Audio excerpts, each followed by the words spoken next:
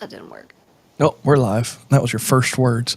Oh, crap. I mean, I feel like that's on brand. Okay, I can't. You're gonna have to put it in Messenger. I can't send it to. We're fully public tonight, too. So, Oh, I like it. yeah. So the whole world's going to hear our swearing tonight. Oh, you just took yourself away. Where did you go? You disappeared.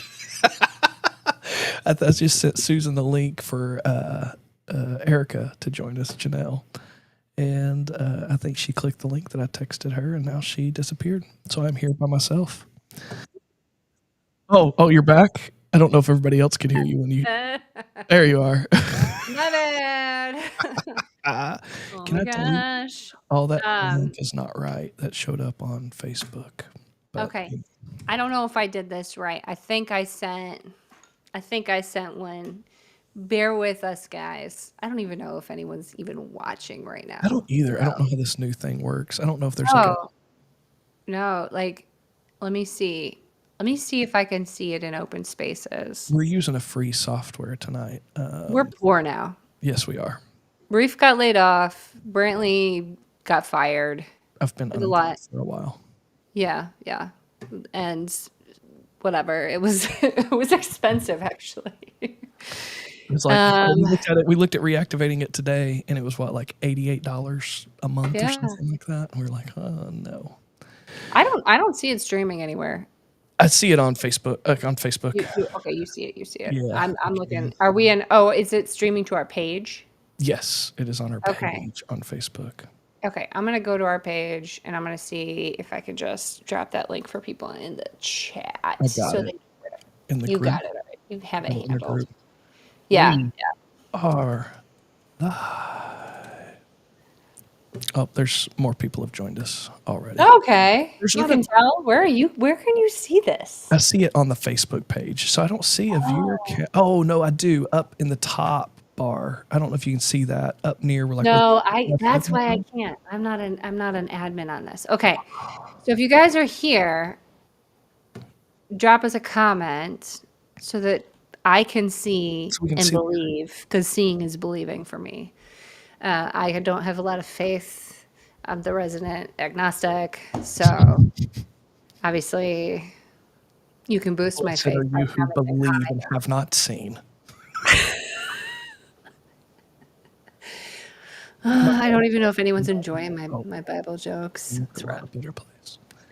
Well, there's 5 people watching, but the reality is it's probably because I got it pulled up in another window. So it's us plus me plus 3 others. We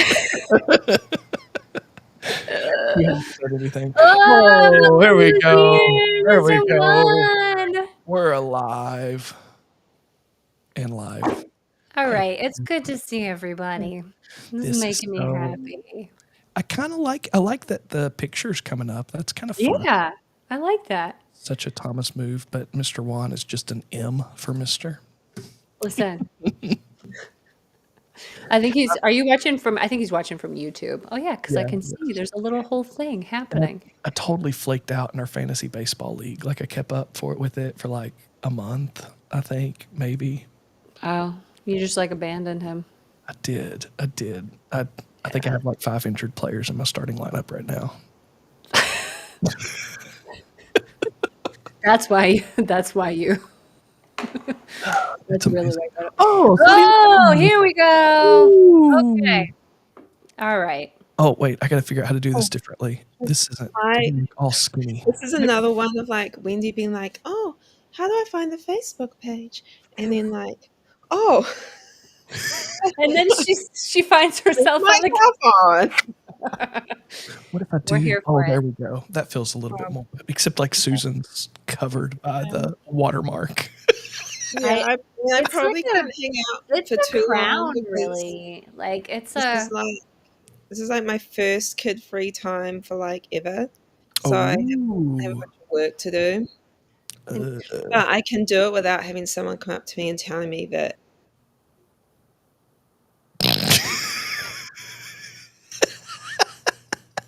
Is that how tonight's gonna go? I think so. I think somebody came up to her and told her whatever she was going to say. I'm telling you, this is a new We're trying something new tonight with this. This. I'd probably lose it. Oh, she made it back. Hey. What happened? Oh shoot, we're live. Right. Yeah, we're live. Did you not know that? Our bad. This is just us all the time, Wendy. Yeah. This is just these what you get. My first words on here live were "oh crap," so Okay. I think we're all winning. And then it did cut out before I swore because I also bumped myself off somehow. So we're doing great. We're doing great. Hey team. Yeah. This How's was weird. I like just touched the screen and the whole thing disappeared. Weird. that is weird. I have no idea how this software works. We're figuring it out as we go. We need the YouTube link for just kidding. For Grandma? Yeah, Grandma's Nana? trolling. Yeah, Nana was trolling me though. So it's been a while. It's been a minute. Been a long time. Oh no. Tell you what. And I am I'm weary. I'm weary. I'm weary. There we go. so weary. I will tell you what. I'm also thirsty, but I don't know if this was what was being referred to. Yeah, I think we're all Oh, I'm drinking coffee. What are you okay. drinking? Well, drinking bourbon. I'm drinking Tin Cup, which is actually I think a whiskey. Oh, the Tin Cup Rye is really good. We had that not too long ago. It's really good. I like it a lot. I Yeah. approve. I'm drinking Coke Zero. Oh, is Coke Zero in New Zealand different than Coke Zero in America? I don't think so. But I do have this fun story that I was video calling with another student who's also studying with me. And we video called to kind of talk about some things. And then I went and I drank some Coke Zero she saw, and she went, Wendy, she's like, is that Coke Zero? I thought you were smart. Wow. Okay. I don't really know how to like, well, Is you know, soda viewed that negatively? well, every so often I like to have a Coke Zero. Brantley, our And I open don't space think is it was like, you know that it's really bad for you. I'm like, heaps of things are bad for me. Well, Have your kids gone crazy with the soda pop stuff yet? no, I actually don't really let them have soda that much unless. Oh no, I'm talking about K-pop Demon Hunters. My younger girl. Soda pop, little Oh yeah, no, that's Yeah, she actually happening. it's like a 2-week school holiday thing right now, and my daughter actually did go to a K-pop like dance like day at the dance studio that she goes to. fun. That is fun. We went to it's trampoline cute. park I on gotta do Sunday this. for a birthday party, and they bounced to K-pop Demon Hunters. Yeah. Tons of fun. I had to mirror my camera so I knew which way to turn, to move away from my crown, Oh yeah. my logo crown. I just noticed. I just want to say our pinned link up there is our old pinned I streaming link. think I hid it from everybody else. I think it's just still showing on us. Okay, it's just for us. I went Okay. to the page and hit hide, but I don't. That doesn't mean that it necessarily hid. All right. So how is everybody? Drop us a life sign. Tell us. And what's coming up for you this week? Has there been? 80 news vibe. Oh, it's Yeah. definitely a vibe. Oh, it's a little psychedelic even, but like in a very dated way, but not dated enough to be 60s. We also have this one, but this was a little too bright and feminine for me. Are you saying this is Wow. I mean, I The am misogyny is just like representation here, okay? And then there was this one, and this was a little much too. So I went. Brantley's worried about reverse sexism happening in this space. right? Yeah. Okay. Fair enough. Fair enough. Very oppressed right now. We will acknowledge, validate, kind of, those feelings. We acknowledge that Those are feelings. that those are feelings, Those are feelings. and that you could be having them. Yeah, That you choose to have. that you choose to have. This was my favorite one that I found when playing around, though. But this felt too masculine. This feels Or like I'm vibe. in the underworld. Like We're this on is- fire. No, this is giving like Hades from Hercules. You know what I'm saying? Yeah. That's what that's giving. Yeah, there we Wow. go. Now This we're kind of gives this girl is on fire vibes, though. line of fire.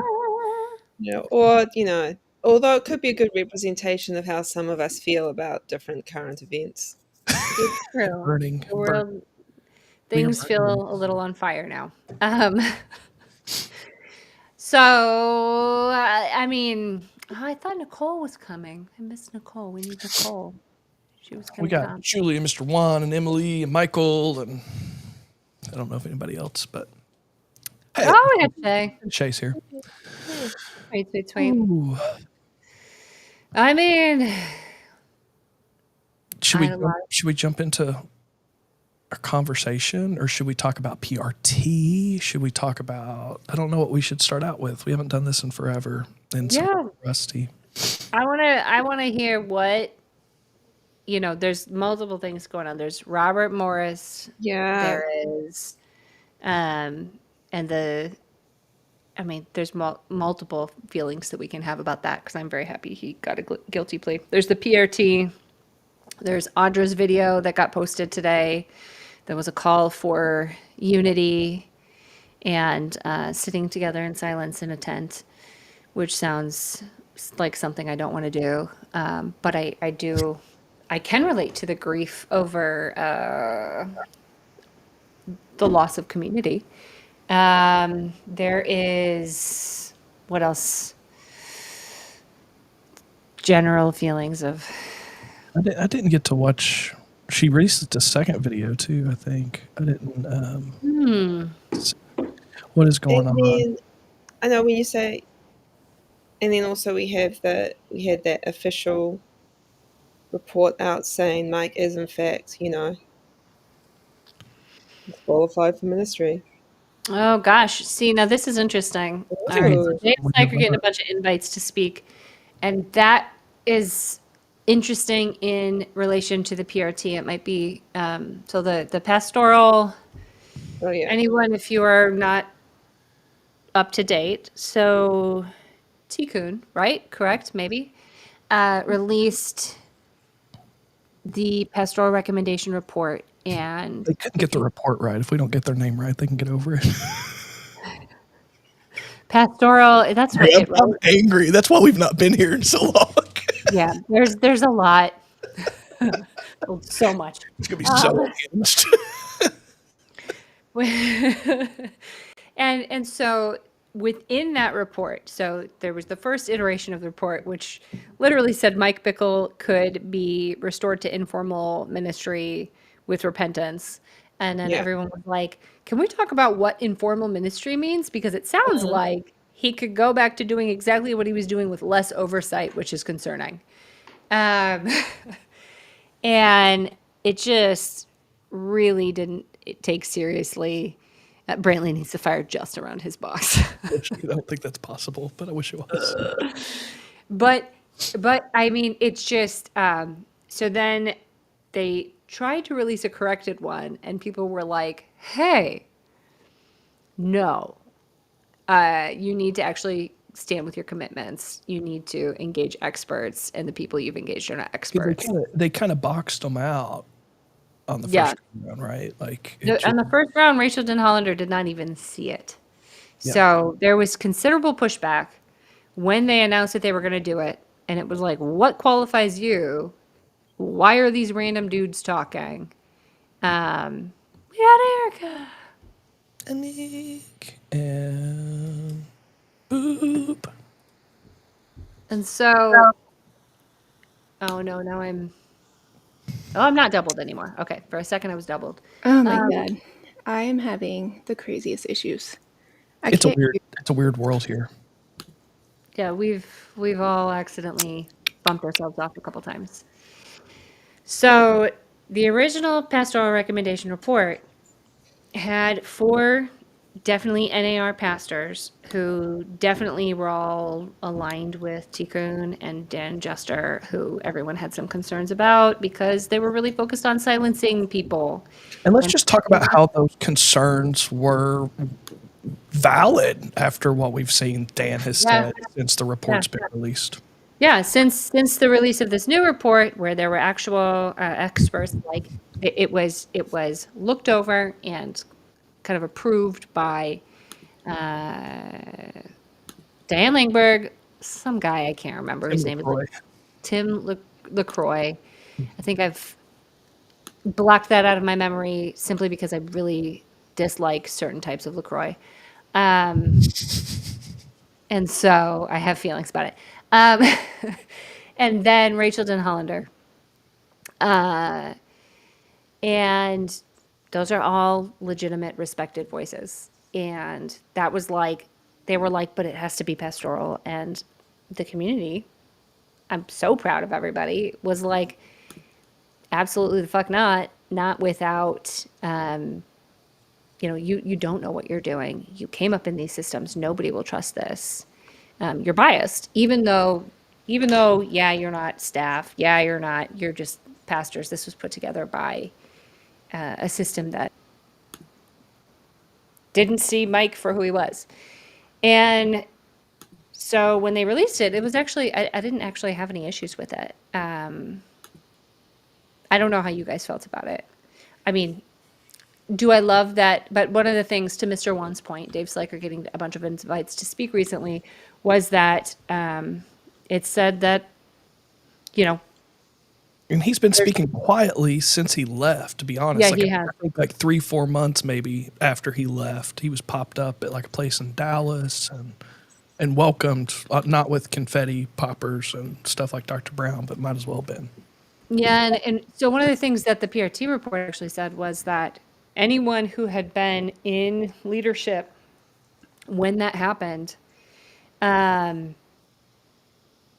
it needed to actually, they needed, like, there needed to be a broader investigation, that they couldn't speak to the health of those leaders necessarily, but that at a minimum, all of them needed to move back from ministry for 2 years. They needed to submit to therapy, and they needed to submit to, what was it called? The International, no, the Council of Presbyters. something, Independent Council of Independent, Presbyters. that's what it was. And so, I mean, whatever that is, I'm like, It's a I pipe, don't know. it's a little bit of a pipe dream. Like it's a good idea. We know they're not going to do it. The guidelines they set for it were really helpful. Like people who have not been a part of the ministry or connected to IHOP in formal ways, or like minister together, that kind of thing. Like I think those are. It shows that experts were involved, that professionals were involved with it, but it's unrealistic in the sense that, I'm just going to say this bluntly, whenever you're in a cult, you don't have a whole lot of relationships outside of your circles, nor do you have people who will step in to the craziness and Yeah. adjudicate. I want to pull up Mr. Wan's comment here. Education. Was that too I much? love this. It's the PRT's attempt to turn everyone into a Presbyterian. All right. So I want to speak to that for a minute. So that's the very Rachel Denhollander thing. The presbyter, she was trying to set something like that up. In general, she is, so you have Boz's approach is to work outside the system. He's kind of gotten to the point where he's like, the system can't be salvaged. And he's like, the only recourse is legal. I fully understand that. I'm also not going to devalue Rachel's approach as someone who is still a Christian. She's still in the system. I'm not saying Boz isn't, but I think he's a very outside the system Christian. Rachel, I think, still is like attending church. I don't know I have no idea what Boz is doing, but I get the vibe that he's very progressive and that he's seen a lot. This is Billy Graham's grandson? Yeah, and he's And prosecuted his own family. So yeah, he literally talk about being willing to like count say goodbye to your father and mother, count the cost. Like Oz is like, my brother's a wolf, Mm-hmm. you know. So I want to that point. Mr. Warren has a comment here that I can't pull up because oh, apparently because you're not. I'm the only one that has I have power. no powers anymore. Yeah, Um, man has the power. Is this the one you're talking about? So yeah, so I hadn't thought about this. I hadn't thought about the This is fact very good. PRT is still framing things like Mike Bickle is a Christian and not a wolf antichrist. And I so I have I'm going to give two thoughts on it and then I want to hear other people's thoughts. My initial off the cuff thought is okay, part of what they wanted to do with the PRT was very intentionally lay out what repentance looked like so that nobody could claim he had repented. And they wanted within that for it to include restitution, specific confession, submission to like it does not, they wanted to lay out what it looks like if repentance did happen, what would we allow? Because they wanted, and I do see the value in laying that out in the sense that it gives people who are still in churches that are going to be feel any number of ways about it, something to look at that's authoritative that says, hey, no, he should never again be allowed in an IHOP. He should never again be allowed in any IHOP related churches because the damage that he caused goes beyond. Like there's a prioritization of the victims that's happening and how they model it. And yeah, it really could have just been like, in our opinion, Mike Bickle is a wolf. But this is what we would do if he was repentant. That could have been laid out more clearly. That's my like off the cuff take. Because I hadn't really thought about it as framing it like he's still a Christian. I had not thought about that. One of the thoughts I've had recently is it kind of maybe gives a bit more context to some of the stuff that's come out of Hope City in the last little while. If they had an inkling that there was going to be some stuff coming down the line with what Lisa was talking about and her dreams and visions and Right. Like attempting, like it was a smackdown of the attempted I kind of wonder if there was a little bit of preemptive black horsing, like Well, if I'm going to be like super conspiracy windy, like I wonder if Dan Juster's going to them and talking to them is what I really sincerely wonder. Oh. I don't think a single person trusts Dan Juster after his comments after the PRT. I didn't mean to derail. I'm just saying, like I think Yeah. I think they probably legitimately did know what was coming, and I think somebody probably told them. Yeah. Mm. I mean, I think the thing that I really struggle with hearing the word pastoral from people who have mainly been in leadership and not actually been very pastoral people. Mm. Yeah. Like that's something I struggle with hearing people who have a very more of a apostle prophet hierarchy idea of what the church is supposed to look like and suddenly decide, oh no, we're pastoral now. I'm like, but you have never really, you've kind of looked down on the pastoral people, like the people who care about people. You're like, oh, the pastoral people, they're always trying to stop the vision of God because they like care about people, and then all of a sudden, just kidding, we are giving you pastoral advice now. That was my initial response to the PRT was to basically say there's nothing pastoral about the response because a pastor is there to pastor the sheep and Bickle was the sheep. Yeah. And to Mr. Wan's point, he wasn't a sheep, he was a wolf. And their primary goal I wouldn't have called it a pastoral recommendation. because the pastoral, like, I would have loved a pastoral response that centered victims. Now, I will say, I think it did really well. In terms of laying out, like, centering, I mean, I think they were aiming to lay out for people still in the church, hey, this is what a just biblical repentance path would look like. And it means that the communities remain a safe place for victims. We prioritize the wounded, not Bickle. But it's still focused, pastoral response focusing. There's been no pastoral response for, I mean, maybe there has been for Mike's, a couple of Mike's direct victims, depending on their relationship with other leaders. But those who did not have close relationship, those who were spiritually abused within IHOP, the secondary trauma on the entire community has not been pastored even a little bit.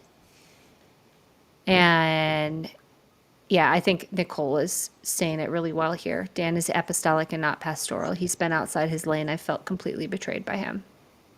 And so, Mr. Wan, what Dan did. I was trying to find the comment for Mr. Wan, and I can't. Lisa's got us all blocked on Facebook Yeah. and stuff. It was on a post of Lisa's that he Yeah. came and pretty much said, "This wasn't me. It was all the No. PRT, and I couldn't do anything about it." No, it's on Donna Dorio's post. Oh, is it? Okay. Let me see. Yeah, it's on Donna Dorio's post. So, got Block me. I've not Bruce's encountered Facebook. comment that just made Bethel instructs new members that pastors are those who tell you what you want to hear, and if you want that, they can direct you to a church down the road. Sounds about right. oh, that's painful. What the hell? Okay, I'm going to go off again, but one of the reasons why this bothers me so much is because I would say I guess I'm a pretty pastoral person. And the amount of people who have said to me, you said something I really didn't want to hear, that I needed to hear, but you said it in a way that I could actually hear it. I'm like, that it just bugs me, this idea that, because then it's also, oh, or do you want someone who's going to tell you the truth? Just Yeah, like, okay. I've heard that sentiment a lot in evangelical churches, charismatic circles of just like, church is not supposed to make you feel good. Like, stop trying to look for the perfect fit. Like, you should be stuck in this, like, you're here, God has called you for this particular church, and so you need to like be okay with all of the rough edges, and like if you want to be comfortable and to feel loved or cuddled in any way, like go somewhere else. And, yeah, and the fact that I remember, like, you know, because I'm still, you know, a Christian and all, but I remember really not liking Paul because my image of Paul in my head was like, he's this really hardcore, like, go person. But then you actually just read his letters, just you read them all, and you actually realize he's actually like talking to really specific people about, like, he knows the people, he's addressing important issues about harm in the church, like false Yes. teaching, like sexual immorality that's like hurting people. Just genuinely abusive, not just like, Yeah. oh, I lusted. Yeah. It's like, Yeah, exactly. Like he's we addressing traded real issues. wives. Yeah.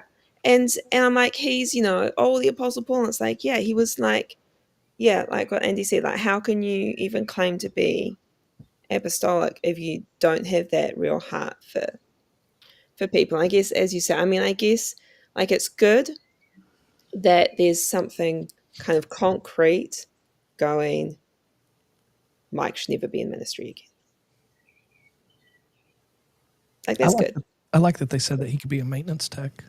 I love that. Maintenance tech. That Mike. was a highlight for me. Can he though? Could y'all Can I, imagine? can I tell you who that came from? So Diane Langberg, she talks about a pastor. She said in her career she had watched one pastor be restored to fellowship.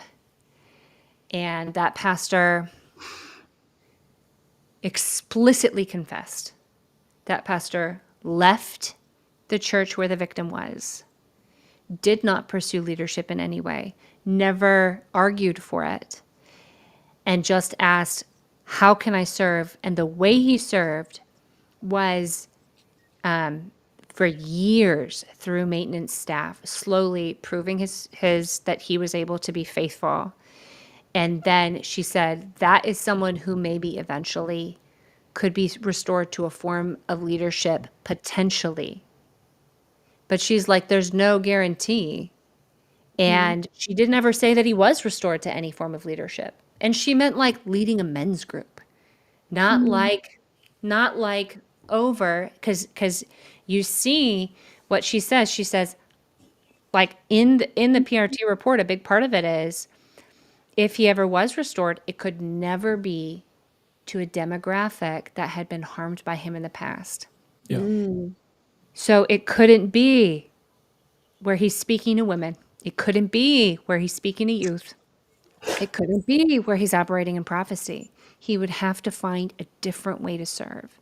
And that is prioritizing the wounded. That is prioritizing not allowing them. It has nothing to do with forgiveness. It has nothing to do with the lack of forgiveness. It has everything to do with knowing that there are wounded people who are going to be, hell yes, Bruce. Absolutely. That's how it should happen from the beginning of their ministry and not after they fall. Well, I was just talking about this with someone today, and we were talking about how there were a lot of people who were sent to IHOP, often people whose parents financially supported IHOP.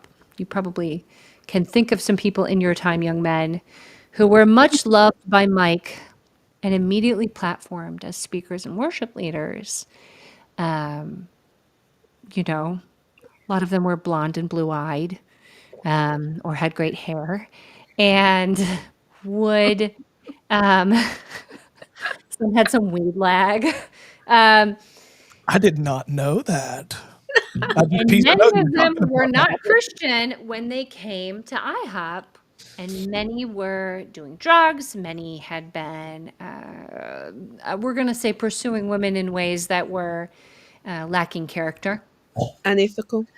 Unethical, yeah. Unethical Yeah. pursuit of women. Yes, correct. And they did not have proven character, but they were immediately platformed.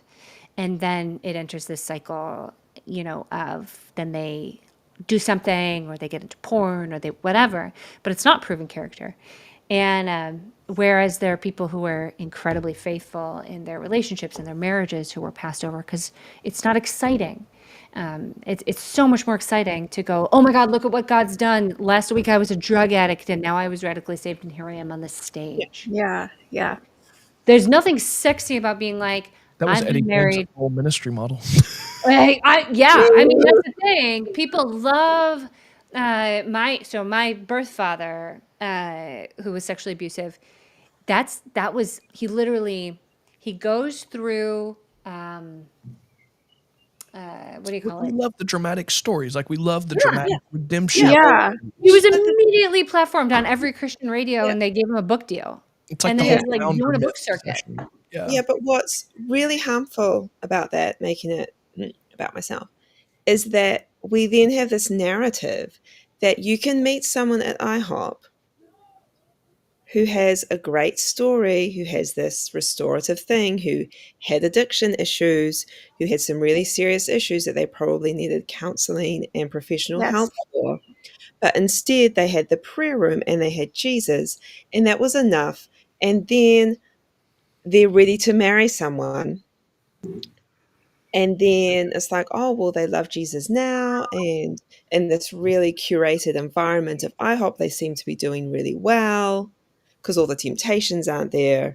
And so then you end up with situations where people who actually needed some serious help Mm-hmm. didn't receive it. Mm-hmm. And in the end, end up harming other people. Yeah. Yeah. Yeah. Yeah. And I that got- was my critique of Andra's thing, is that well, I don't know if we want to jump into that. Let's. Yeah. So I pulled up Dan Juster thing, so I found it, Ooh, and it's yeah. kind of funny. So I Donna edited her post to put an update on it. If you don't know Donna, I don't know how. You just have to know her. She's an acquired taste. Donna, I'll give an overview. So she's a financial supporter of Tikkun. That much is very apparent by how defensive Dan is when he talks to her. She runs some sort of email list that has several thousand people, and I'm not gonna lie. An Israel focused thing. No, it is. It's like a prayer chain email, about Israel. And so, it's got talking points and thought points and whatever. So she's got some influence, in the States From Elijah among Wood. people who are going to support Tikkun, that makes her opinion important. I'll go with that. What happened to Erica? We lost her. I don't know. I didn't She see was that. having some connection issues. Was she? Yeah.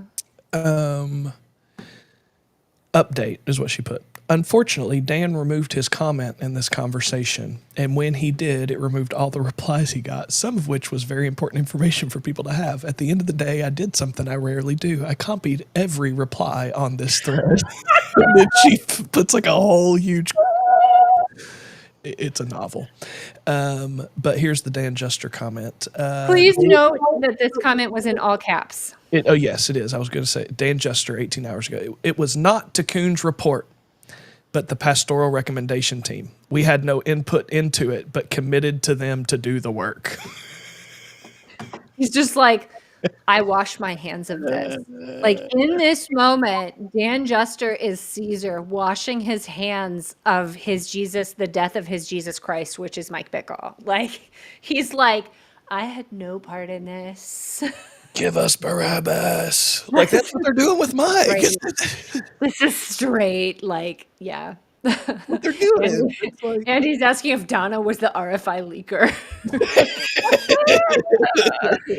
Somebody of that caliber, I'll tell you what. my gosh. Yeah, sorry. I keep talking over people. No, it's definitely me. I guess Laura also put a new album out. Oh, I saw that. Yeah, Audrey did a shout out. On Audra's post that Laura released an album today. Oh man, wow. Yeah, so I Nicole. It's fast. I don't know if you saw yeah, Nicole, it is really hard to watch. I think one of the things I've been thinking a lot about is, so I read this study years ago, and it was after I left multiple churches over the same types of issues where there was like a huge miscarriage of justice. And, vulnerable people were hurt for the sake of preserving the institution or preserving power, whatever. And I had read this study about soldiers. And they were talking about, of all the forms of PTSD, moral injury was hardest to get over. And that is when either you're forced to take actions, in a context of war that violate your deeply held convictions, or someone who you see as a moral authority. And so in soldiers' cases, that's our government, takes an action Or that gives orders that gives orders, yeah, that violate everything they're supposed to represent. And that was the most profound injury psychologically, and the hardest to get over, because it caused, mass loss of faith in the goodness of the universe, in justice. And I think that is the hugest trauma of everything that's happened with IHOP, everything that's happened in all of these churches, is Yeah. you see these people who are supposed to represent the goodness of God, the Father heart of God, right? God the protector, Jesus the shepherd, Jesus the defender of the weak and the broken. And instead they're protecting wolves. And I think the betrayal in that is just huge. And it makes sense that it's really, I really totally, hard to get I over. totally forgot about Nicole's proximity there.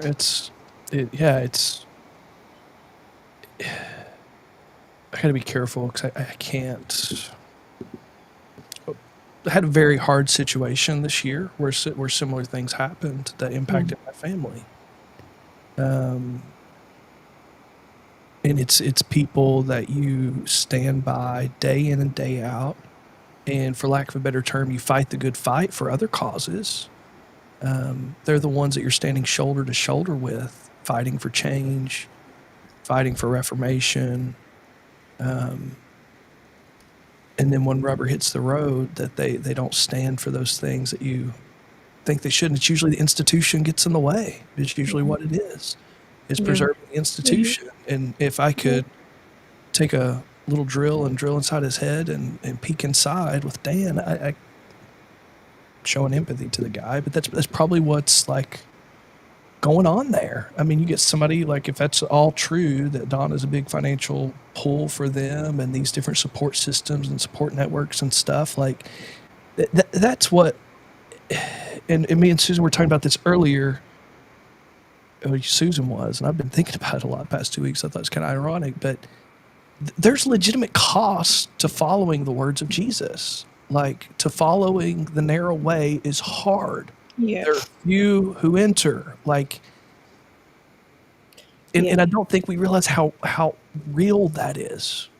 Yeah. And I think with what you're saying, Bradley, I know for me, even recent events, there are people who I know, I will say as a non-American, in general in the States, things seem to be so polarized and opposites a lot of the time. Like, the ability to have nuance is tricky.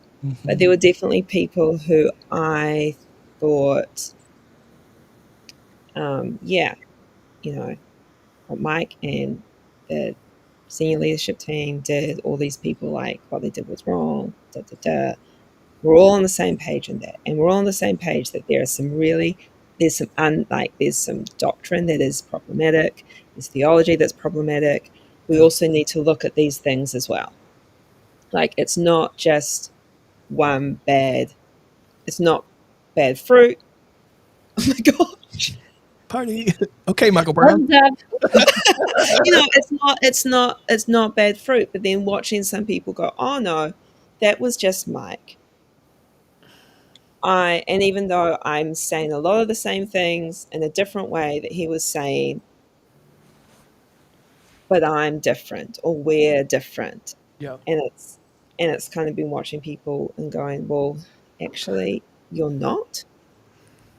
And now, especially since time has gone by, I don't know if this is even making sense.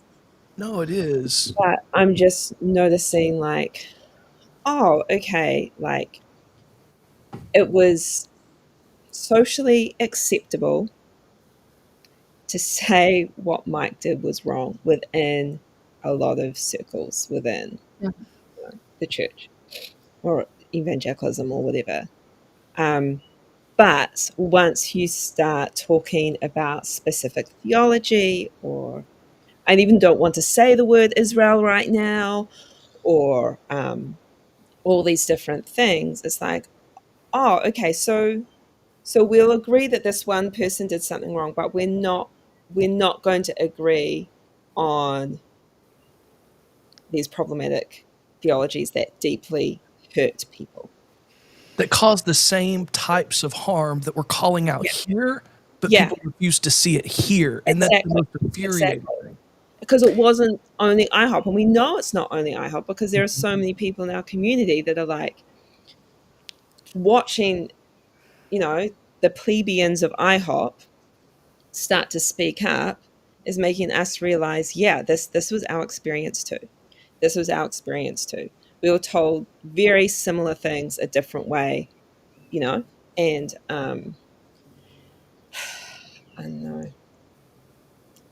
Sometimes it's a bit disheartening because I guess, yeah, as you said, Bradley, for some people, it's their livelihood, Yeah. you know, and it's And hard. I've been there. All these excellent people, and a lot of us gave up our livelihood and lost a lot of ability to provide for ourselves because we gave 10 years of our life to a voluntary organization. And it's like, yeah, we get that. We get that. We really get that. But it would be really nice if you'd actually count the cost and literally put your money where your mouth is Yeah. and speak up, even if it's going to impact your paycheck. Yeah. I think that the thing that you were touching on, where it became socially acceptable to name that what he did was wrong, but not to address the harmful theologies. I think that is where I think a lot about why Jesus was so problematic. And the reason he was so problematic was that he didn't just say, hey, I just met you. like this is crazy. But he didn't say he was attacking, not attacking. He was exposing the temple system Yeah. as corrupted. He was exposing the entire underbelly. And why was it? It's because these people in the guise of ministry and temple work were profiting. Yeah. Yeah, yeah. And so what do they People do? can connect those dots. Profiting profits. Can Yeah, we draw a chart and like? right. But I feel And like a so hypocrite. I think what's so interesting is that it was such a problem for them that they actually have to scapegoat him and paint him as a threat to their national safety. So they literally convince everyone, hey, if we don't hand him over to the Romans could kill us. But then when they do, they then so then they convince and you see it. Caiaphas literally says it's better for one man to die. That's the rationale. It's better for one man to die than many. But in reality, you look at Jesus and he wasn't threatening Rome. No. At no point did Jesus ever call for violent insurrection. Who did? Barabbas. Barabbas was literally Fed him. They tried to make him king. He said he feared he was going to take him by force and make him king, so he ran away. Yeah, and he refused it. He refused it. And the reason he did it was that Jesus operated out of solidarity with the powerless. And that's what I don't see. That's what I don't see. And that's why we got so many narcs. Tell you what. But that's what I don't see is I don't see solidarity with the powerless in the system. I saw solidarity with I don't ever want to say that those victimized by Mike were not victimized. That is not what I'm saying. But the masses, it was not popular to talk about the harm. Yeah. It was not popular to indict the system. Yeah. There were people who began to spoke to it. I'm not going to say nobody did. But as a whole, leadership allowed those without power to say all of that for them, and they didn't speak to it. They didn't. And a lot. and the people still who got a little place at the podcast table or at the YouTube interview table were still people who had influence and power. Right. You know, because you're not going to get as many, here is, I don't even want to use anyone's pretend name. But it's Sally, who no one's heard of, but was at IHOP for 7 years faithfully serving. And here's her story about how it impacted her life. And now here's Billy, who spent 10 years at IHOP, but you don't know who he is. But this is how his life was really negatively impacted. Like, I saw it's still the nameless, faceless thing. Like, there's all these people who's, and Until not it's that, somebody that matters. yeah, and someone that matters seems to be a very, distinct group of people who sometimes look quite similar. But Yeah. Ricky brought up the comment there talking about the Yeah, can you pull that one up? cost yeah, it's a fallacy. good one. And I think that really is the heart of it, Ricky, because like I look at the past decade of my life and what it has cost me to reevaluate my belief systems, to choose to lean into the dissonance instead of ignore it. And I look at the lost relationships. I look at the lost jobs, if I'm being honest, Yep. more than once. I look at the impacts on my family. I had a real close up look at that this week with one of my kids, who's said that their least favorite memory was something negative that somebody had done towards me.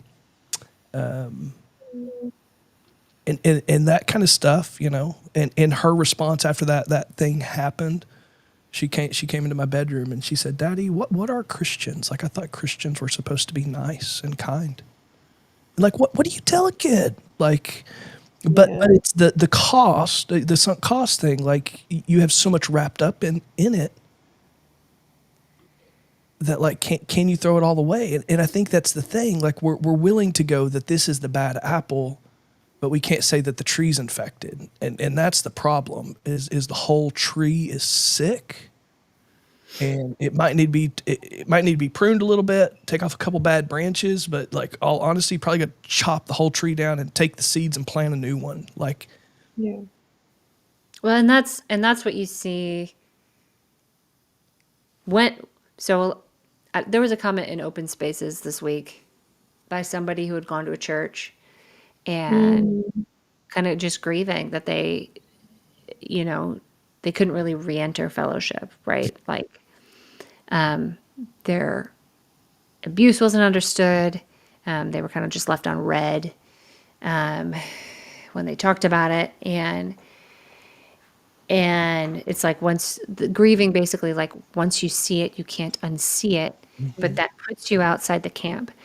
And that's the thing, is that's quite literally what happened to Jesus. Is he chooses to expose the system. He chooses to expose the temple.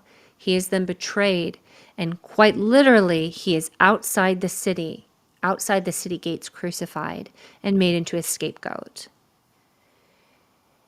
And what he's doing there, like, I mean, from my perspective, Susan and I were reading the Bible today. we had a Bible study. It's fine. I'm not converted. It's fine. We went into John 17 and Alan Hood wasn't nowhere around. He wasn't even there. It was crazy. But what Jesus does is he exposes the willingness of both religious and government systems to scapegoat the innocent, to preserve the peace, to scapegoat the vulnerable, to preserve the peace. And you see that in church systems. We see that everywhere right now. You see it all over. You see it in how we treat immigrants. You see it in how we treat the sick. You see it in how we treat the poor. You see it in how we treat children working in sweatshops. Anything to preserve the system that still works for us, right? You see it Even though it's not actually working for us. It's not, but It's not working for us. the But we higher think you up it on the will. food chain, Yeah. the higher you up you are on the food chain, that bourbon kicked in.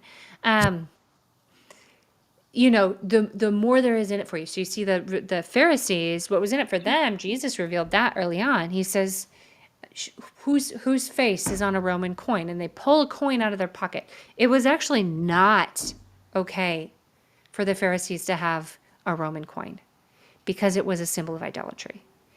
That was the cult of Caesar. It was a literal religious cult. They should not have had that. It showed that they were complicit. They were on the take, and they were being paid in Roman coins. And his point was, give to Caesar what is Caesar, give to God what is God's, and then what is God's. And then they say, when they portray Jesus, he says, hey, isn't this your king? The Pharisees actually say, we have no king but Caesar. Yeah. So Jesus is actually exposing that what they serve is empire and their own interests with empire. Yeah. And that is what, like, following Jesus is not empire, and you end up outside the city. Yeah. Which is I would what love to hear more Bruce about is this. saying. Yeah. It's Pax Romania. It's, Roman. I mean, let's go Bruce Roman. nailed it. To preserve the peace or the power. No, to preserve the power, Bruce. Absolutely. 100%. Their own peace with the power. And what's so hard is when I hear that, and especially we're in this kind of zone, and then you just want to saying peace, peace, where there is no peace. Correct. Yeah. Because that is still, Jeremiah 23 is still one of my favorites. It's still tattooed on my back. And yeah, there's this, you can't get rid of that one. I don't mind. I still love it. It's a good one, though. It's such a good one. But yeah, the people are trying to preserve the peace to preserve the power, because what would happen if people lived out their Christian faith in the way they felt they should, and just kind of met up together in homes and talked about Jesus.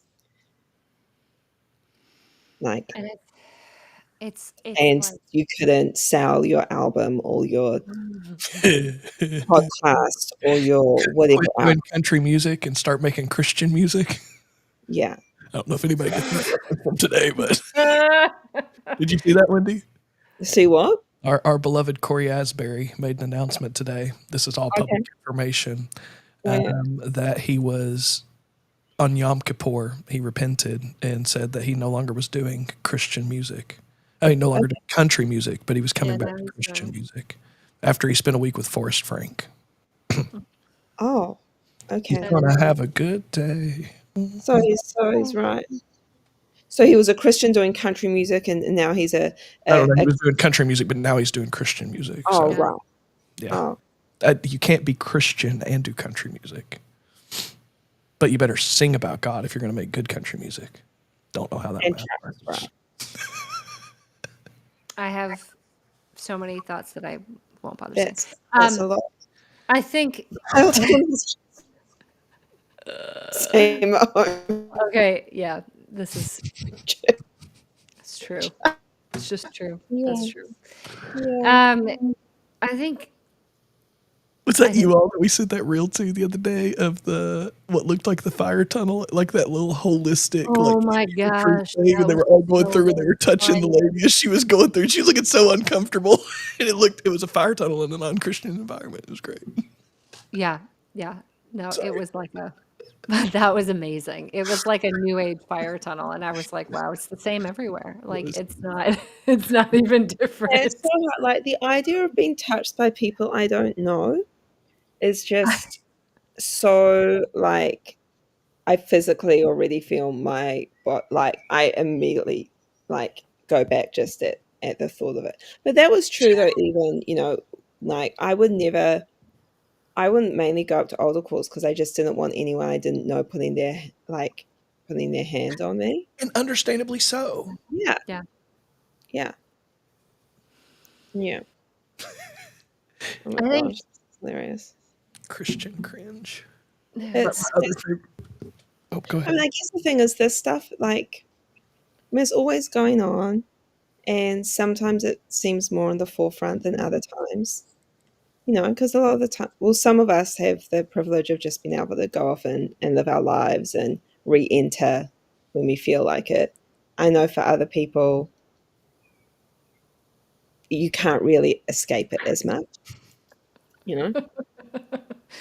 Sorry, I'm laughing right here Sorry, at this I was making comment. side jokes while you were talking. I'm so sorry. You can discipline me in You're front of the whole class. I caught the side joke and couldn't stop laughing at it. Um, There I was a think reel the other day, some little like backwoods preacher, and he was sitting there and he was like, I was reading my Bible the other day and it's talking about Israel. And did you ever think the reason it was Israel is because God is real? and everyone's like, whoa. Like, Yeah. And then he talked about how you need to get "Ah." your face in the book. I feel like I have a friend right now who would probably like send me that and be like, "Oh my gosh, this is so cool," This is so cool.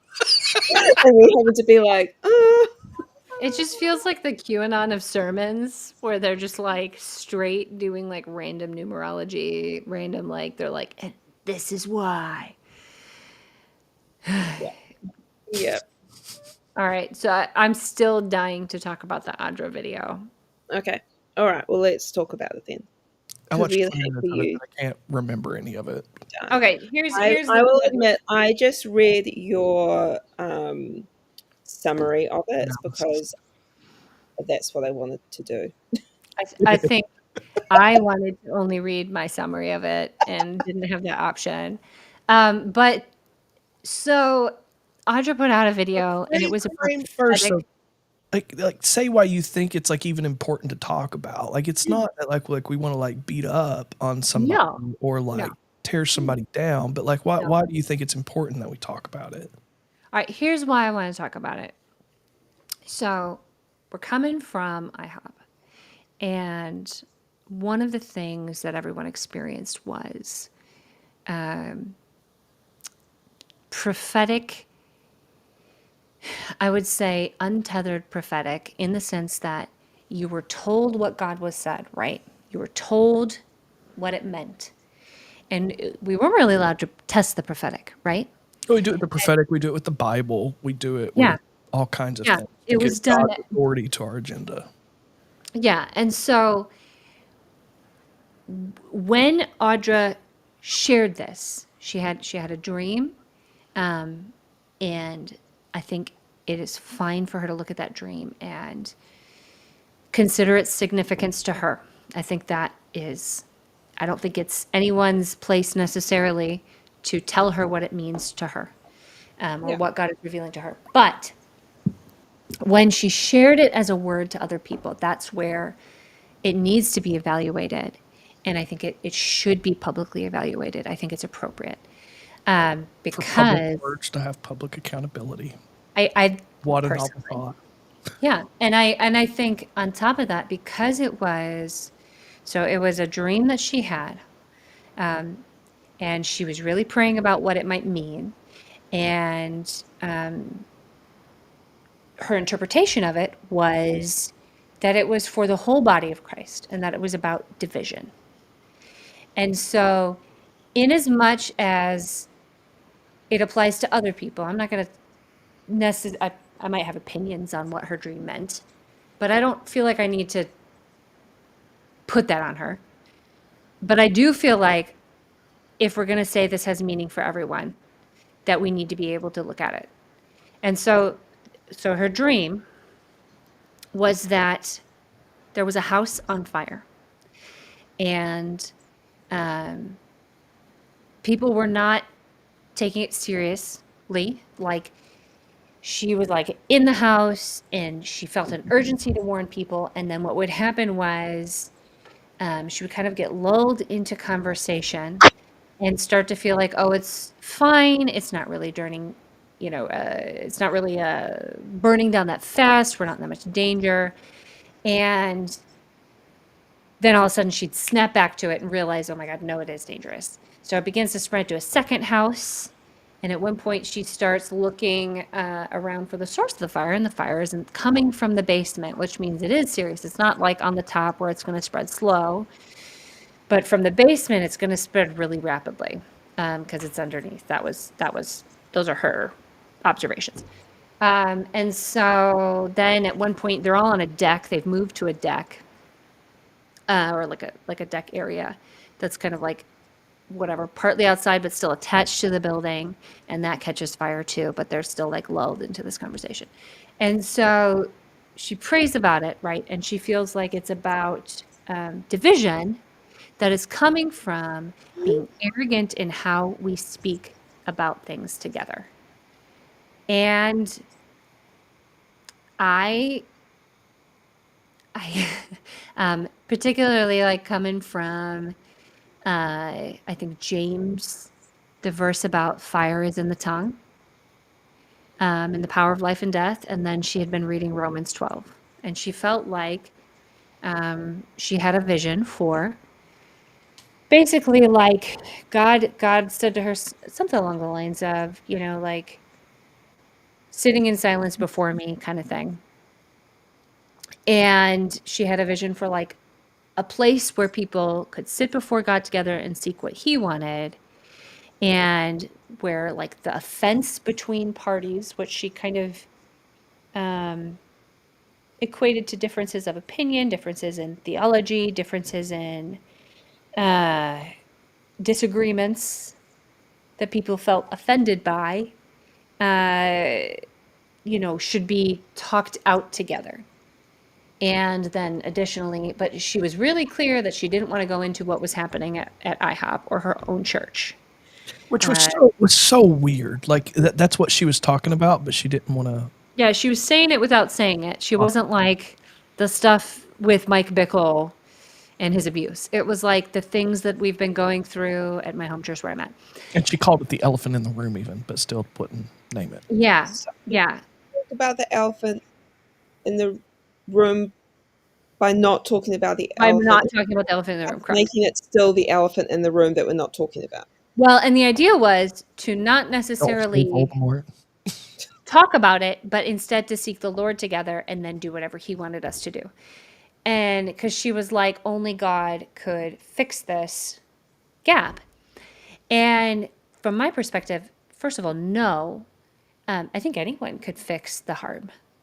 I think if people said, I am so sorry that I repent for demonizing advocates and demonizing victims. Well, I haven't seen part 2. I'll have to watch it. Like if someone had said, I repent for demonizing advocates, demonizing victims, not standing in solidarity with victims, not taking seriously those concerns. I repent for backing Mike Bickle and not seeing the truth. I would, in a heartbeat, say, hey, I hear you. Hey, we can have some hard conversations starting from this point about the theology, about the harm, if you're able to listen. So I don't think that takes God, to be honest. I think that takes humility. But the dream itself, I can't get on board with, because the dream itself is, if you look at it, there is a fire spreading from the foundation. It is the basement, and it is spreading rapidly to other houses, and it will consume those houses, and it will consume all the future endeavors of those houses. Everything that's on deck will be consumed by this same fire. That's what that's about. The deck is just about what's on deck. It's about the church you're trying to do. Yeah. And you haven't dealt with the fucking fire, and you need to get out of the house, and you need to put out the fire. And so her proposed solution of sitting in a tent together, ironically, tragically, is the very thing the dream warns against. You cannot be lulled into conversation inside this house. You need to leave the house. It is dangerous. So that is my challenge on that dream. That is my testing of that dream. It is not the fire of the tongue that's consuming it. There are no tongues of fire in this dream. It just... She felt like it was about Romans 12 and James 1. And so if we want to look at those, I would look at Romans 12, weep with those who weep. And I would look at James 1. I don't know if she said it was either James 1 or 3. And I'm thinking of one of those two. And I'll tell you right now, do not, where it talks about essentially the thoughts and prayers form of empathy that does not give any form of solidarity or care, that does not actually address the needs of the hungry and the broken and the wounded. So I would say that applies. And I would say demonizing the wounded, that is a fire, but I don't think that's the foundational fire within IHOP. I mean, that's maybe part of it, but yeah, it's going to consume everything that's on deck. Get out of the fucking house. In Jesus' name. In Jesus' name. Get behind me, Satan.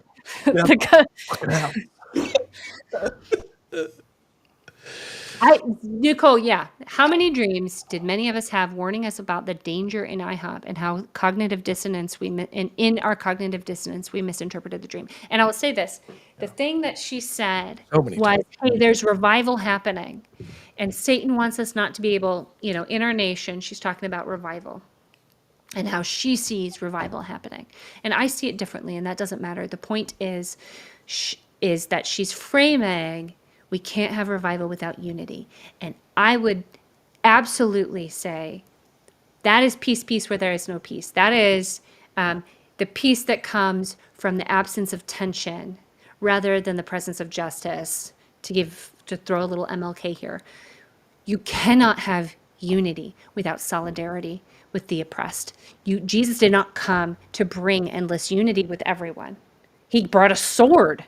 He flipped tables. There was no unity when Jesus was flipping tables in the temple. There was no unity with the Pharisees unless Jesus had unity with anyone who showed solidarity with the oppressed.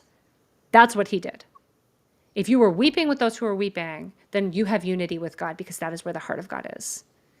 But you cannot have unity with profit. You cannot have unity with empire. You cannot have those things with money, the pursuit of money. And have unity with God. You can't have both. You can't serve empire and God. You can't serve money and God. You can't serve power and God. It doesn't work. Okay. This is my thought for today. Why are these dreams always telling me I have to do more stuff? Why is it always my fault? Like, in Old Testament prophets, if you want to go Bible, you know who the prophets were always talking to? The leaders, the kings, the prophets, the leaders. It was always to the leadership. There were very few, there were obviously prophecies, warnings, hey guys, follow God, or this is going to happen. Now, there were those generic things to the whole of Israel. But then there was also at the end of the day, Israel are kind of submitted to the king. So wherever the king goes, that's what happens.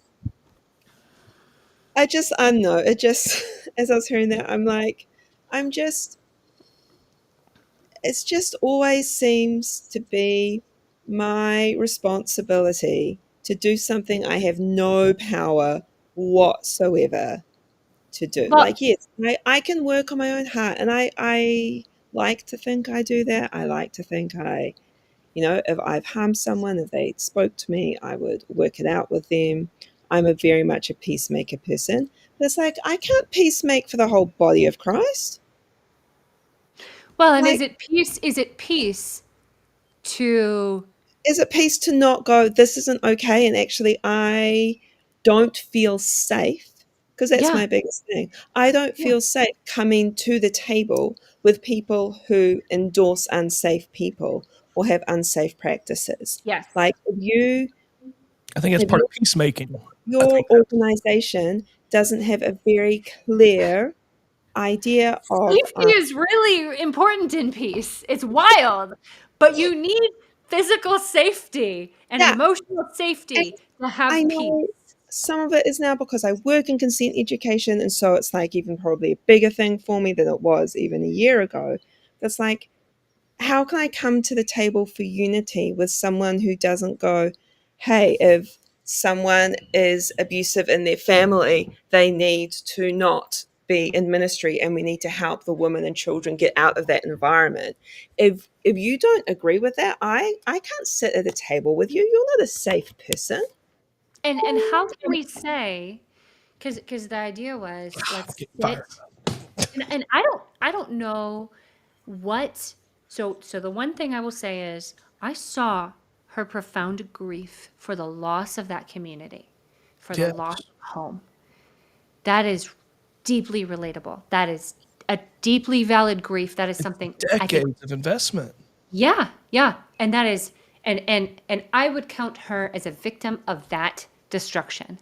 Yeah. Yeah. So I am not, but I can't. But unity cannot happen when it's not unity if you have to be silent about harm to be there. Yeah. Exactly. And that is what's hard.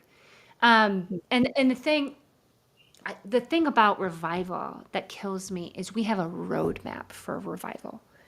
If you want revival, go read Isaiah 58. It lays out everything IHOP is not. And it is the effing chapter that my mom made me memorize, thinking that was what IHOP would be. And so I would look at it at like 19 and be like, what the fuck? I remember reading Isaiah 58 at IHOP and going, how does this pertain to fasting? Literally, true fasting. Why have we fasted, they say, and you have not heard it, seen it? Why have we humbled ourselves, and you have not noticed? Yet on the day of your fasting, you do as you please and exploit all your workers. IHOP, your fasting ends in quarreling and strife and in striking each other with wicked fists. You cannot fast as you do today and expect to hear her voice to be heard from on high. Is this the kind of fast I've chosen? A day for people to humble themselves, to go on water fasts? Is it only a bowing of one's head like a reed? It's like, here's the thing though, Susan, is that I'm being super snarky right now. The reason why we don't understand is because we haven't read our Bibles enough. And if we had read our Bibles more, You don't then believe the we Bible's wouldn't have infinity, ended that's up in the situations we ended up in. Because we just didn't read the Bible enough and understand the Bible Exactly. enough. If you had had a better relationship with God, Yeah, it would have gone better for you. exactly.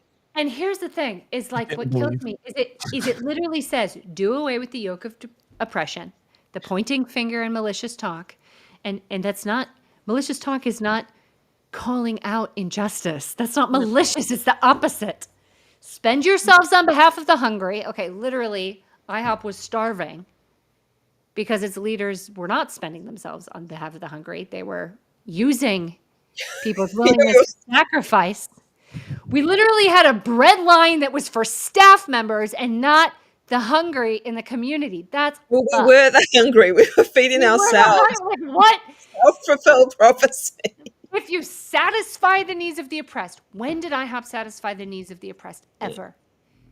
All right? It's so straightforward. It's literally like pay your workers a fair wage, stand up for the oppressed, share with the hungry, embrace the foreigner, then you will be called, then your people will rebuild the ancient ruins, and you will raise up the age-old foundations. And we want to talk about the winds blowing on the garden, then you will be a well-watered garden.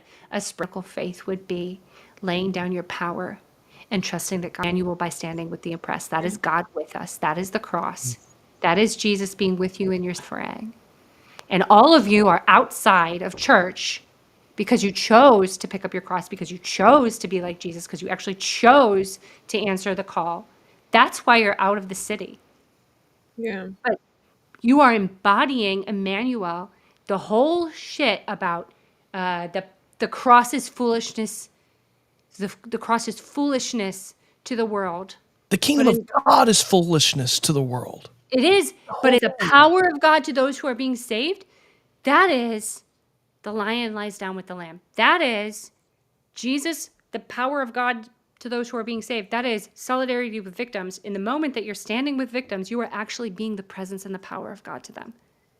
That's what I believe. We were told to pour our lives out as an offering for Jesus. Yeah. But who is Jesus? And that's it. We can do it for a person that we can't see, a person whose needs and pain we can't see, that we can't feel.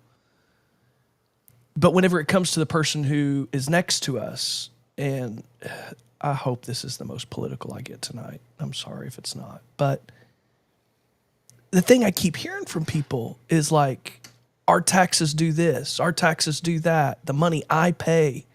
And it's like, and I get it's a governmental system, it's this and that.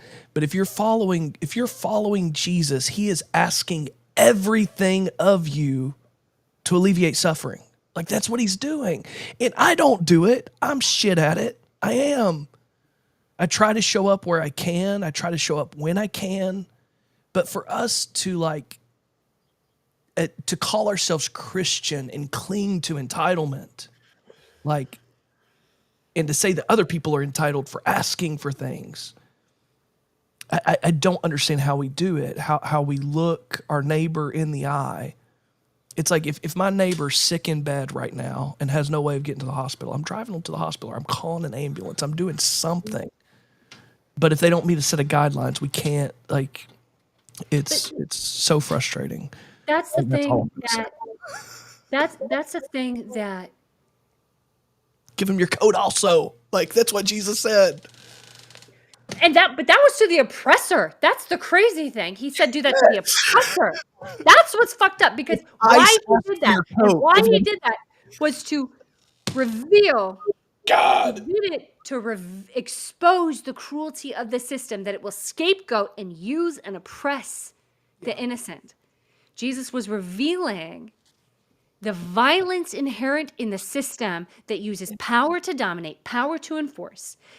And he was choosing nonviolent radical solidarity. He was choosing, and Ricky's right here on it, he was saying, I am the poor. I choose to be who you are, to the point that the God of the universe is the poor. And if you serve them, you are serving me, right? And you know that was actually what he was about, because if it was really about saving us just from sin, if it was really about getting us to walk lives that were personally moral, then he wouldn't have looked the rich young ruler in the face and said, one more thing I require of you, give everything you have up to the poor. Yeah. Because until he does that, he's not in solidarity with the poor. He's not actually invested. And I think I disagree. Now I'm talking about rich young rulers. I'm not telling you guys who don't have freaking any money. But I am saying we're called to be the boy with the 2 fishes and the loaves. And I love that you're saying we, Susan. Okay, I don't want to talk about it. No, but it just makes me think of how, as we know, when Jesus walked the earth, he, was in a very oppressive culture where there were oppressive leaders and leadership structures. And he really did many times confront that culture. And I just think of where we're at now, and if we're still talking about Christianity and what it means to be a Christian, then we have to go look at our current culture and go and just do is this reflecting the kingdom of God, like Sermon on the Mount kingdom of God? And if it's not, then what are we doing? Yeah. How are we living differently? Like, are we actually living differently? And I think, I know we don't like to get too political, but when you're not in a country that's so influenced by very specific Christian culture, because I think the thing is, there is a Christian culture, especially in the States, that is unique to America. Like, it's not found in other places, and it is very influential, and it was very influential in places like IHOP. And so, and I guess maybe kind of circling back, one of the reasons why some of this stuff is so difficult is because you're not just looking at what does it mean to be a Christian? What does it mean to be a Christian in my country, in my culture? What are parts of my culture that I thought this is what Christianity was? And now I'm finding out, oh, actually, really, that's not. Yeah. And then who am I? And then, we all go through the different things that we're going through. How do we define unity? And That, for some people, we define unity by gathering everybody together and singing some songs, or apparently sitting in silence, which sounds like the most awkward thing on earth. I think it's, and anytime unity requires your silence, I think, especially as victims. oh, that's not- weaponization That's of unity is what that is. That's not, if yeah, unity that's- demands your silence and conformity, that's not. Oh, so Kelly said an interesting comment. If the church would have taken care of people, the government wouldn't have to. That is actually something that we talk about quite a bit in New Zealand. I would love Because- to hear this because you guys are very different. We've had multiple conversations about this. Yes, because we do, have free healthcare, education, all those things. Not quite as intense as You your radical leftist. We are. Yeah, Boy, very soft. Like, wow, we're a very liberal country. But that's actually something that, as a church, we go, okay, like we live in an environment where if someone comes in, when we're wanting, like we have something called kaimoanga, which is to help feed people and feed families and things. The government does. No, my The church does. Okay. But then so then they'll literally, you go and you're like, I'm having trouble with the bills or whatever, and they will recommend I'll go to this particular church because they have these food baskets or whatever. But then you were only allowed to like give so many. And it's like this weird thing of like, because people can get help from the government, as a church, how do we still help people? When you say they're only allowed to get so many, like the church regulates how many, like a No, family not the can get or something? church. But if you're going through, if a government organization says, "Oh, hey, go to this Okay. group," Okay. Yeah. So basically, the churches essentially offered themselves as a resource to the government and said, "We'll partner with you." So in the sense of not everybody's going to come straight to a church. So in the same sense that we have like crisis pregnancy centers that do receive federal funding, Yeah. but we have But the regulations government about doesn't how that. necessarily look for it. But the government doesn't pay you guys. No. Okay, so you got But it's. they will they still sometimes recommend, like, "Oh, hey, have you considered going here? Have you considered going here?" I mean, Okay. they have food banks as well, but it's more to the point of, as a church, because there are so many other safeguards, how do we effectively serve the poor? And I'm fortunate because now I feel like I'm bragging, but like I have a good friend, well, she's older than me, but they started up like a dental service. Mhm. And so they're providing free dental care, which is huge because not much dental care is free once you're an adult. But it's amazing how like transformative that can be. But I guess all that to say that it's really interesting when the government is actually doing the Administration. you get the benefit. You need shoes for your kids. Okay, basically prove that you don't have enough money for it, and we can give you a card to go to the thing. Oh, so the government does the vetting for like the needs. That's Well, impressive. I think what's interesting to me, because I think about this a lot, is how does it work when we have a say in what our government does? So, in Jesus' time, he did not have a say in the Roman government. Paul was a citizen, but nobody by that time, the cult of Caesar was in in full force, and there was no real Senate in Rome. That whole Greek system of democracy had kind of faded significantly. And so it's a really different environment. So then like like you look at me, you look at my family. Nobody could afford, no church community could afford my daughter's medication. It is hundreds of thousands of dollars a year. And if we lose insurance because it's through an employer, what happens? And so then it becomes this really confusing thing for me of how do you argue for the common good in your government without imposing religious ideals? And where do you put the line? And how do you do it in a way? Because I think the biggest complaint that I see with people is it's the Christians voting to take away my health care. It's the Christians voting to take away this. That's how it's perceived. And that, until I experienced my own anger over like, oh my God, why aren't we regulating? Why did someone just vote? Like, why is the party I voted for voting for not regulating like pharmaceutical care? Like these companies, like I'm being extorted at this point, and I feel trapped. I don't know how to navigate that. I don't know how to navigate. Like that is where it feels so complex because, yeah, I just get so stuck.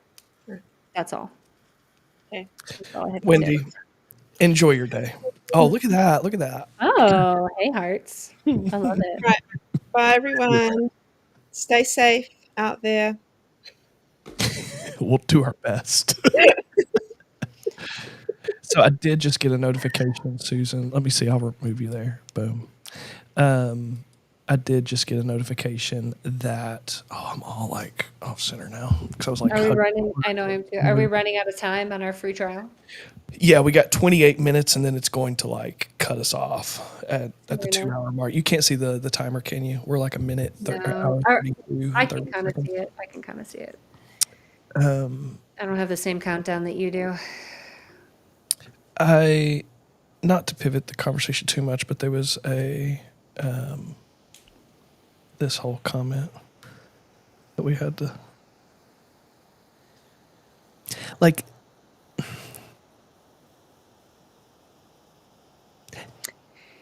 I don't think it is.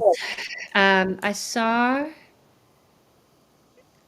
I don't think no, I've heard the same rumors, like that there's stuff going on at Mike's house and Clay's involved, and Clay's been Yeah. defending Mike is the word on the street. I don't know, allegedly, whatever.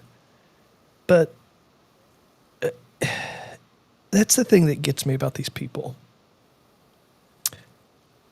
One, I think they think we're all stupid. That's number one. I think they think that like we don't talk, we don't like. I don't understand that. But this is coming from the person that we heard that was like peddling the black horse prophecy for months after Mike's exposure in private meetings. And like they think that stuff doesn't get out and like people don't say it and that people like don't tell other people. Like they think that everybody's like sworn to their code of secrecy and that they can just like do whatever the hell they want. Are we talking Joseph? No, I'm talking about Clay. Oh, Clay. Yeah. No.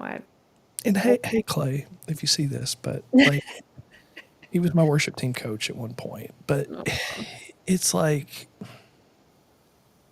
I don't understand. It really is a systemic issue. We've had a situation we've been navigating recently where we've interacted with some leaders, and you see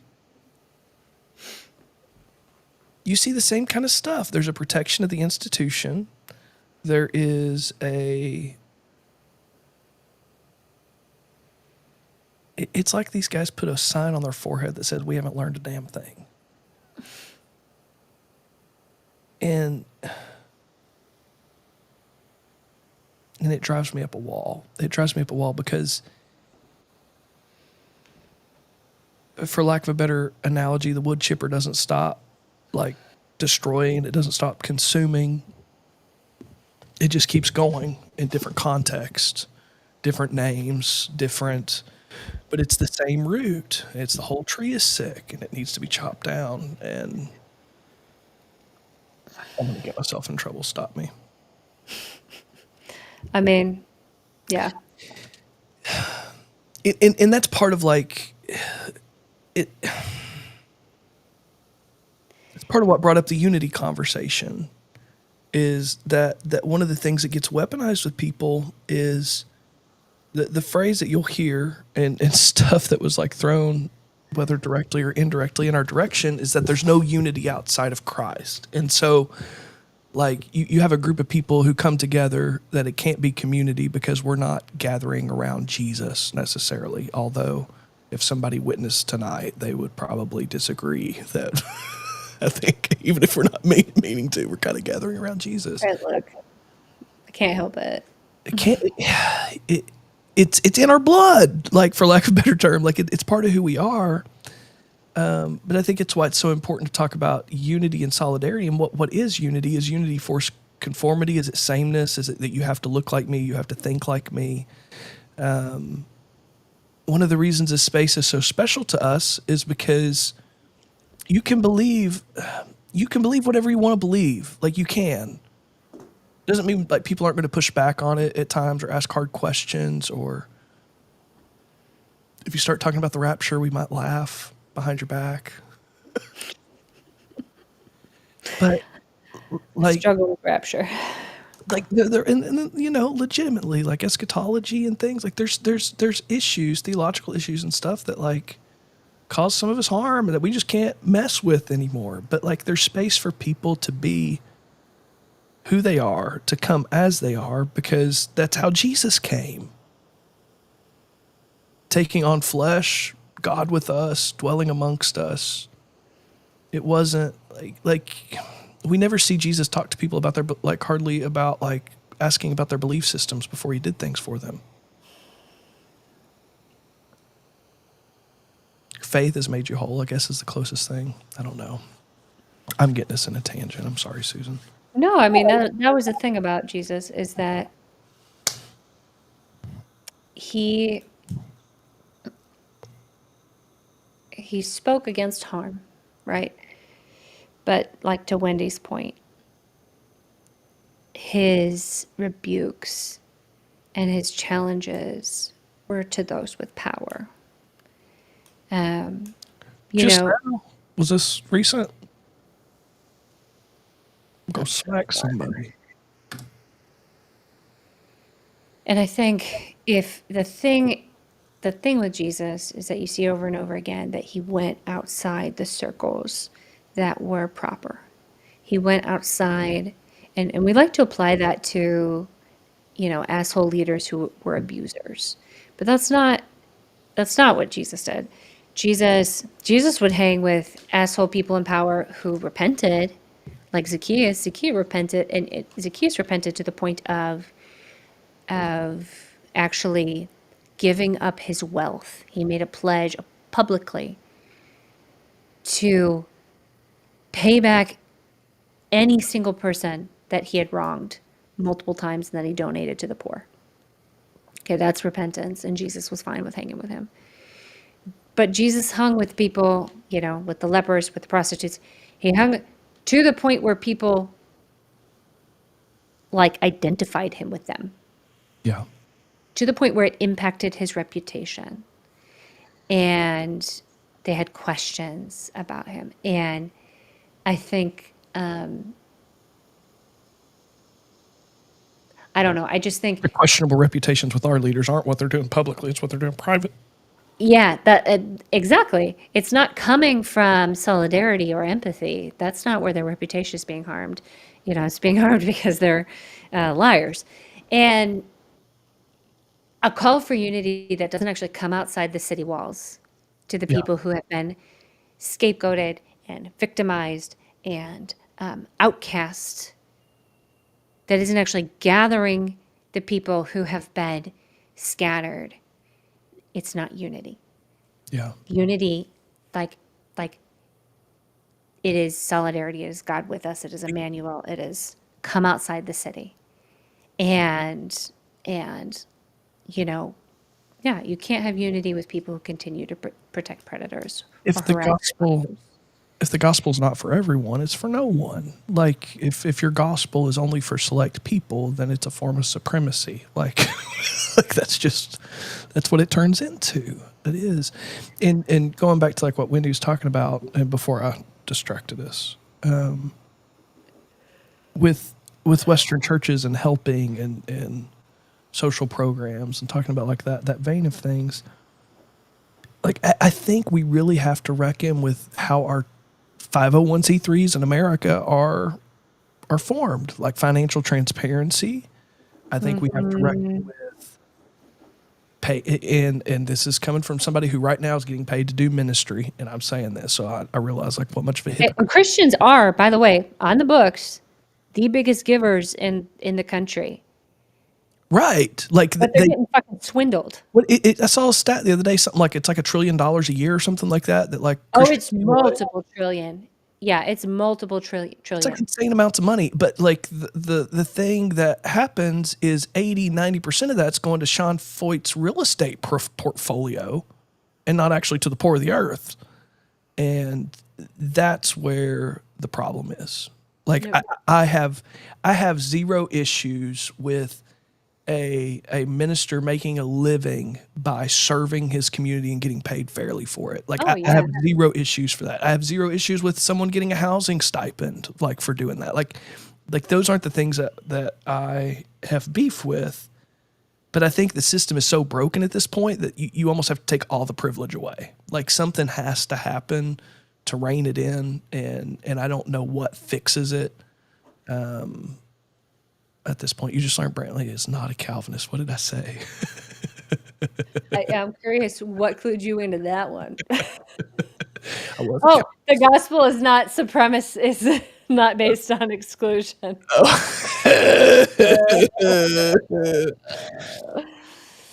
Yeah, no tulips here, man. Yeah. I just, if the gospel isn't for everyone, yeah. No, what are they, man, I can't even remember Tulip, man. I can't even remember. Limited atonement, is that what it is? Is that what I'm Total depravity. 4% Something with of the you. entire people. Yeah, I think that's like close to what the stat is. I think it's something like that. Like I have worked for organizations and churches and such where I would say less than 10% of the income actually goes back to the community. The rest is facilities, programming for the church community. Paul did a whole lot of ministry while he had a job. Yeah. And here's the thing, like I will play both sides of this all day. I will. Like I know how difficult it is to actually care for people and serve people well and do things well and work 40 hours a week on top of that. Like there's a reason Paul probably didn't have a family and he was doing that. Like there are some like realistic things in there, but so we're gonna fight. We're gonna disagree. Yeah, but there's all the room for nuance in the world and for working that out. And you just don't see it in the church right now. And you don't see it, right now it's you got to be a certain kind of Christian and a certain kind of have certain kind of politics, and they got to be very specific. You deviate even 1 point, Yeah. and you are out of the kingdom. And that is empire. That is forced unity. That is protecting the powerful and the engine. Yeah. And that's where I think we've gotten so off track, because we can talk.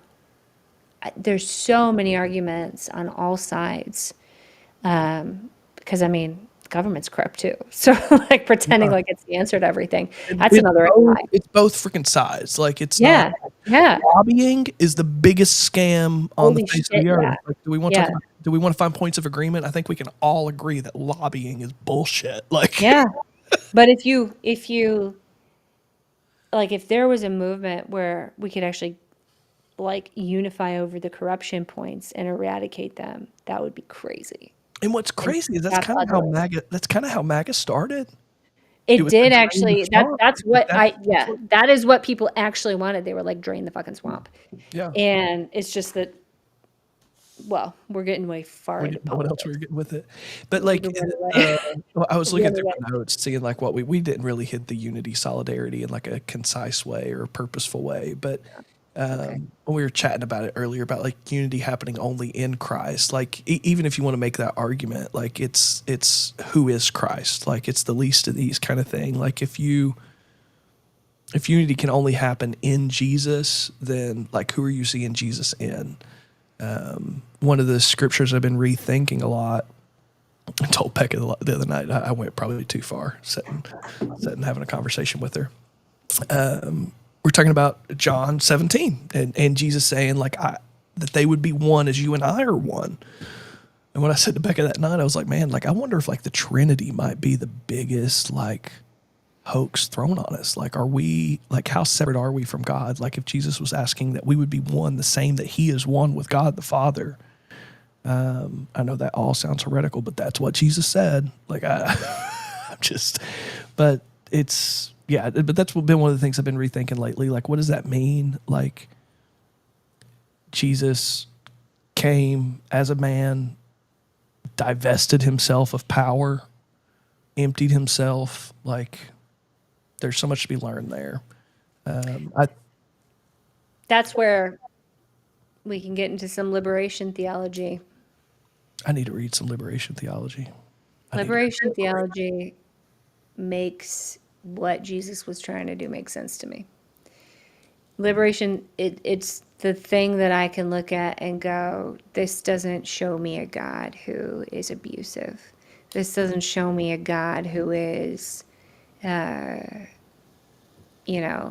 telling you to suffer until you die, and then you'll finally get some relief.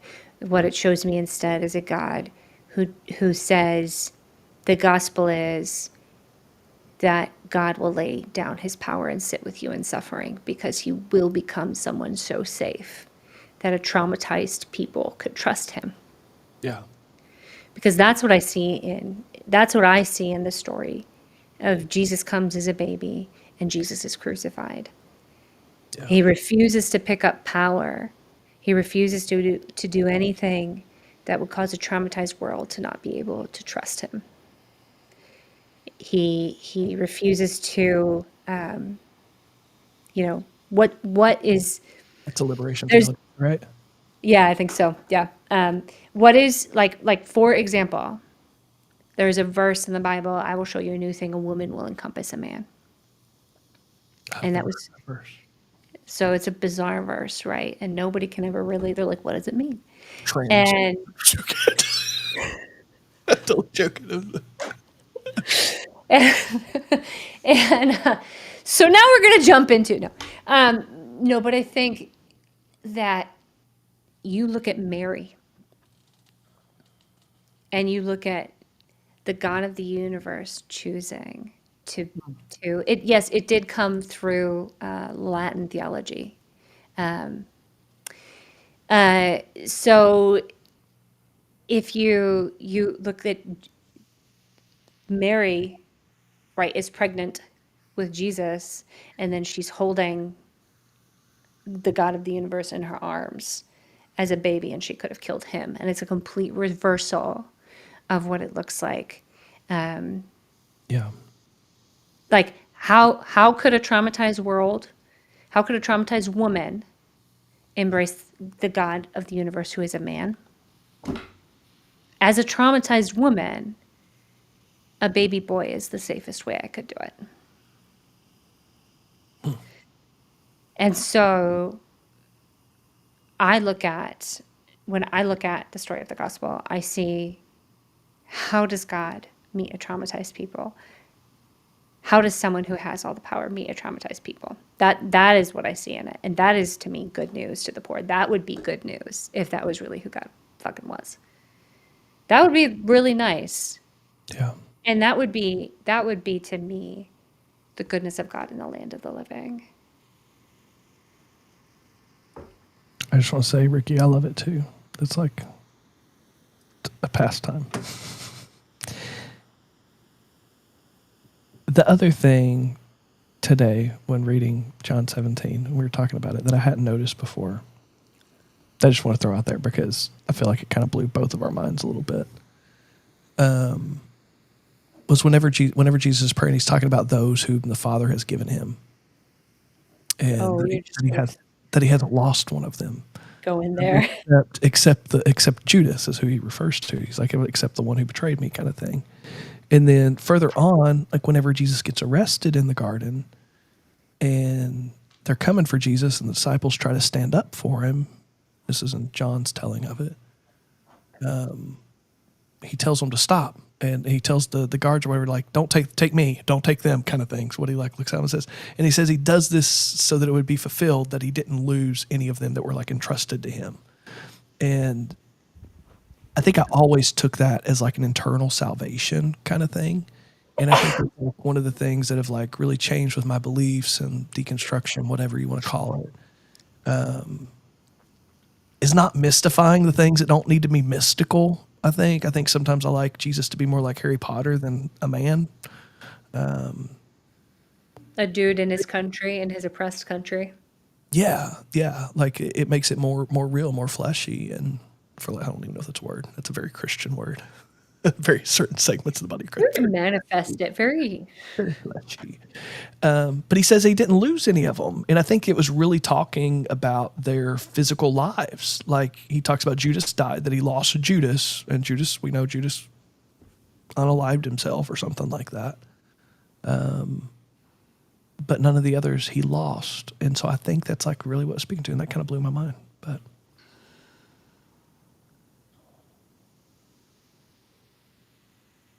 do you have any other thoughts on solidarity? John 17's good, Nicole. It really is. I It don't messes me up though, because some of John like 14 through 17 I don't like because I don't know what to do with it, because I don't want to believe in that version of God anymore. But sometimes I still see it there, and I'm like, I don't know what to do with this. I have to refresh because I don't even remember. It's been a long, long time. I mean, I still got like a couple points that I kind of wrote down, but we got 7 minutes. I don't have 7 minutes worth of thoughts. I'm just gonna rapid fire a couple things. Like Good. when we were thinking about it with solidarity, I realized that witnessing solidarity was one of the things that spurred my deconstruction. I've shared this story like a handful of times on here of seeing the people in Pride gear pulling up the BLM protesters out of the dirt and handing them bottles of water after them getting pushed down. And that struck me today to realize that that's what it was that kind of turned my heart, if you will, on a lot of things, and kind of broke the dam for me. And then I just think about all we've talked about many times on here, is the whole us versus them kind of polarization of society. And I don't think anybody here is okay with it, even if you identify with one side or the other. But just the nasty words that are used to describe other humans is just like, go ahead. I think it's interesting because you see Jesus use those words about leaders who are oppressing people and who are misleading people. So he will use them then. But you also see he will not use them against entire people group. So you see he won't do it with the Samaritans. He won't do it with all of the Romans as a whole. And he won't align himself with the temple and not call out the abuse there.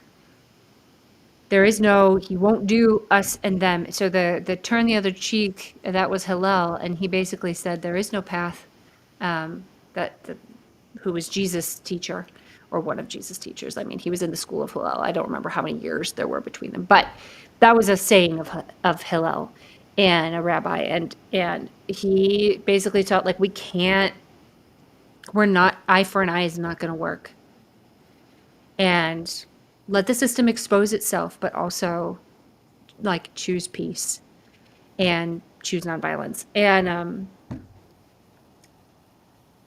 it's like I don't know. I kind of lost my train of thought a little bit. Yeah, 1, 2, it's. read I comments. think that's it. Is a bruised reed, he will not break, and that for me is the heart of it, and it extends past. There's bruised reeds in every system, and it's looking at like calling out the harm that the leaders of any system are perpetuating because we don't side with systems. We side with the broken. We side with the marginalized. And that always puts you outside the city. It really does. But I think the best picture for me during all of this, the most redemptive picture for me was there's that bit where Jesus goes down into hell. And so much of yeah, it was the verse was talking about Chris Reed. 5-minute warning. I just got it from the software. Okay. So there's the bit where it talks about Jesus descended to hell, and I can't remember if it's extra biblical, but he leads people out of hell. Captivity, captive. Yeah. What it says. Yeah. And so when he actually descends into hell, he spends 3 days, and That's then extra he biblical. liberates them. Yeah. Okay. So it's an extra I biblical. think. I'm pretty Okay. sure. But he really does go outside the city where people are outcast, where they sent the lepers, where they whatever, and he is crucified and then goes to hell. And it's funny because you have the psalm, even though I make my bed in hell, you are with me, and Jesus is actually fulfilling that, and that's where the solidarity thing comes in for me. It's solidarity with everyone that is scapegoated by society. Yeah. And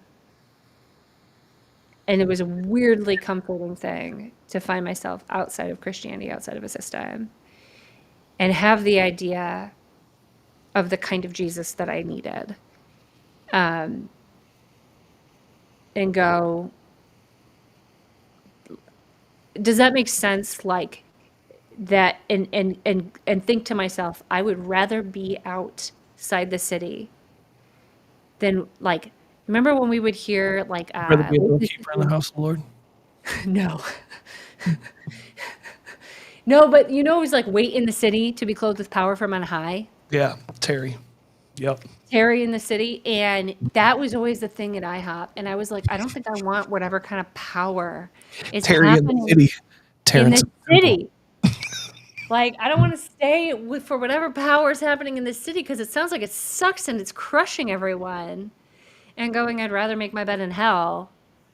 And then being like, actually, that's not necessarily a bad thing. Like, that's not when you feel so condemned. Maybe that's your book you write about making your bed in hell. I like it out here. Well, we got 1 minute. Any last words? Since we're on this little rinky-dink plan here, No. our watermark and everything. Well, this has been fun, everybody. Set a seal on. Is that the mark of the beast on your forehead, actually? Yeah, it is. Oh, I can't even do it. There we go. Wait, no. That feels like very anime-ish. Yeah. Yeah. Hellbed. That's my new company is Hellbed. Hellbed. Yeah. I can't remember what I was going to say, but we didn't even drop a link tonight, and that wasn't intentional. We didn't even invite anybody to talk with us. We just missed talking, I guess. We actually didn't want to hear you talk. Well, thank you guys for hanging out. You can join our Facebook group if you're watching this and you're not in our Facebook group. You just got to not be a bad person to join the Facebook group and not be a dick. And Don't be a dick. That's that. I don't know when we're going to do this again. Hopefully it won't be 6 months from now because I think it's about what we've done this time around. I don't know. Yeah. Well, next week or the week after we'll go for. And we got 10 seconds left. So take care of yourselves, take care of each other, and we will see you when we see you. Love you, friends. like to the second, almost.